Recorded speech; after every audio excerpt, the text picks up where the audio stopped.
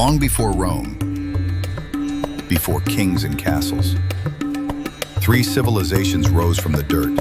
But they didn't just build cities. They built laws soaked in blood, gods carved from fear, and toilets cleaner than anything you'd find in medieval Europe. This is what they didn't teach you in school. In the land between the Tigris and Euphrates, the first laws were carved in stone. And if you broke them, you died. Under Hammurabi's code, if a builder's house collapsed and killed someone, he was executed. If it killed a child, his own child was put to death. Order wasn't optional, it was mandatory, brutally enforced.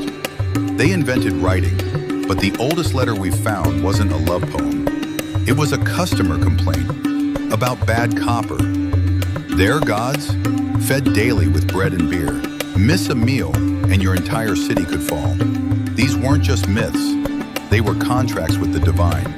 To the Egyptians, death wasn't the end, it was just phase 2. And you had to pay for it, literally. Priests offered afterlife packages to the rich, complete with embalming, spells, and tomb security. But they didn't always deliver. Many tombs were looted by the priests themselves. Pharaohs were treated like gods, but their faces were faked. All wore ceremonial false beards, even female pharaohs like Hatshepsut. The Great Pyramid? It was already ancient by the time Cleopatra was born. In fact, she lived closer to the invention of the iPhone than to the pyramid's construction. Thousands of miles away, a civilization quietly thrived. No kings, no palaces, no wars, just silence. The Indus Valley people built cities like Mohenjo-Daro with underground sewers, public baths, and even toilets in every home. In 2500 BCE, while medieval Europeans threw waste into the street, these people had flush systems and trash chutes. But here's the twist. We don't even know what they called themselves. Their writing remains undeciphered. Their cities were abandoned, not because of war, but likely because the rivers dried up. They didn't leave behind temples or legends, only bricks, sewers, and silence.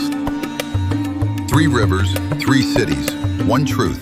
Civilization wasn't built on peace. It was carved through fear, precision, and myth. They wrote the first laws, built the first sewers, and showed us that even the most advanced worlds can vanish overnight. So before you say we're the peak of progress, remember the people who flushed toilets 4,000 years ago, while we were still living in mud and fear. This is a story of the first cities, built on order, fueled by chaos,